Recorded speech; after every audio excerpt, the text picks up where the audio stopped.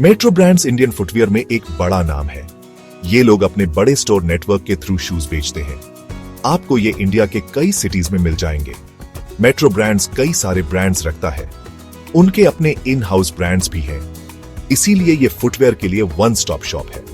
Company का track record अच्छा है। इन्होंने कंसिस्टेंट ग्रोथ दिखाई है। इसीलिए इन्वेस्टर्स के लिए ये एक इंटरेस्टिंग कंपनी है।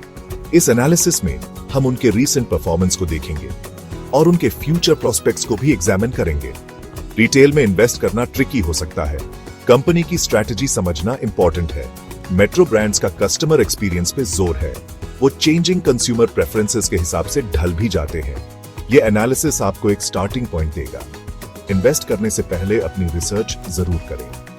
जरूरत पड़े तो किसी फाइनेंशियल एडवाइजर से कंसल्ट करें।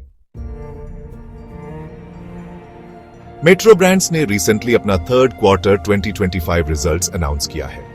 कंपनी के लिए रिजल्ट्स मिक्स्ड बैग रहे। पिछले साल के मुकाबले उनका रेवेन्यू 14% बढ़ा है। ये एक पॉजिटिव साइन है। ये दिखाता है कि इकोनॉमिक अनसर्टेनिटी के बावजूद लोग शूज खरीद रहे हैं। लेकिन उनके प्रॉफिट्स ने कुछ अलग स्टोरी बताई। नेट इनकम एक्चुअली 3.3% कम हो गया। इन्वेस्टर्स को इस पर ध्यान देना चाहिए। प्रॉफिट्स में कमी आगे ट्रबल का सिग्नल हो सकती है। प्रॉफिटेबिलिटी में कमी पार्टली श्रिंकिंग मार्जिन्स की वजह से है। उनका प्रॉफिट मार्जिन 15% से 13% हो गया। इसका मतलब वो हर पेयर ऑफ शूज पे कम पैसे कमा रहे हैं। ये कई फैक्टर्स की वजह से हो सकता है। राइजिंग इनपुट कॉस्ट्स और ब्राटा कंपटीशन कुछ लाइकली कल्प्रिट्स हैं। ओवरऑल रीसेंट फाइनेंशियल परफॉर्मेंस एक मिक्स्ड पिक्चर दिखाता है। रेवेन्यू ग्रोथ अच्छी है, लेकिन डिक्लाइनिंग प्रॉफिटेबिलिटी और श्रिंकिंग मार्जिन्स चिंता बढ़ाते हैं। मेट्रो ब्रांड्स का फ्यूचर ग्रोथ पोटेंशियल कई फैक्टर्स पे डिपेंड करता है। इंडियन फुटवेयर मार्केट के ग्रो होने की उम्मीद है। ये यंग पॉपुलेशन और बढ़ती इनकम्स की वजह से है। फुटवेयर कंपनीज जैसे मेट्रो ब्रांड्स के लिए ये अच्छी खबर है। लेकिन कंपटीशन भी बाज रहा है।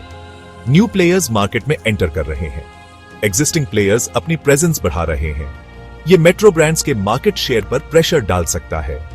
एनालिस्ट्स प्रेडिक्ट करते हैं कि मेट्रो ब्रांड्स अगले 3 इयर्स तक 15% एनुअली ग्रो करेगा। ये एक हेल्थी ग्रोथ रेट है, लेकिन ये इंडस्ट्री एवरेज 22% से थोड़ा कम है। ये सजेस्ट करता है कि मेट्रो ब्रांड्स को कंपटीशन से आगे निकलने के तरीके ढूंढने होंगे। आगे रहने के लिए मेट्रो ब्रांड्स को इनोवेट करना होगा। उन्हें नए और एक्साइटिंग प्रोडक्ट्स ऑफर करने होंगे। उन्हें एक सीमलेस शॉपिंग एक्सपीरियंस भी क्रिएट करना होगा। इसमें उनकी ऑनलाइन प्रेजेंस एनहांस करना और इन स्टोर एक्सपीरियंस इंप्रूव करना शामिल हो सकता है।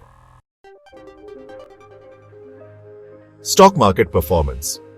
मेट्रो ब्रांड्स के स्टॉक ने रिसेंटली थोड़ा बम्पी राइड देखा है। थर्ड क्वार्टर रिजल्ट्स के बाद शेयर प्राइस 4.8% गिर गया। यह अनकॉमन नहीं है। Investors often missed earnings expectations पर नेगेटिव रिएक्ट करते हैं।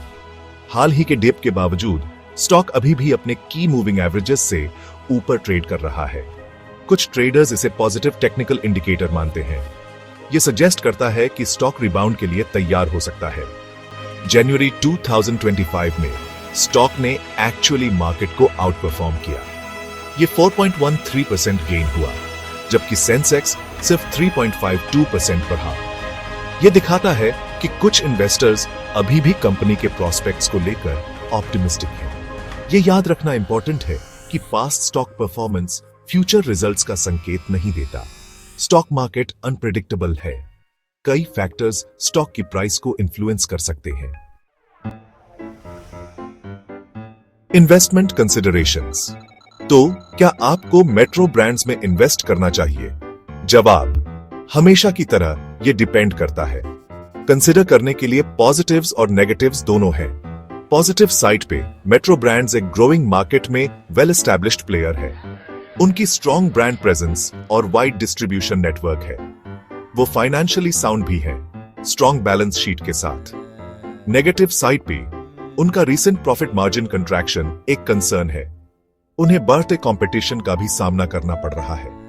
उनका प्रोजेक्टेड ग्रोथ रेट डिसेंट होते हुए भी इंडस्ट्री एवरेज से थोड़ा कम है। कोई भी इन्वेस्टमेंट डिसीजन लेने से पहले अपनी रिसर्च करना क्रूशल है। सिर्फ इस एनालिसिस पे रिलाई ना करें। कंपनी के फाइनेंशियल्स देखें, उनके बिजनेस मॉडल को समझें। कंपेटिटिव लैंडस्केप को कंसिडर करें। अगर आप अभी भी अनश्योर हैं, तो किसी फाइनेंशियल एडवाइजर से कंसल्ट करें। वो आपकी इंडिविजुअल फाइनेंशियल सिचुएशन और रिस्क टॉलरेंस के हिसाब से पर्सनलाइज्ड एडवाइस दे सकते हैं।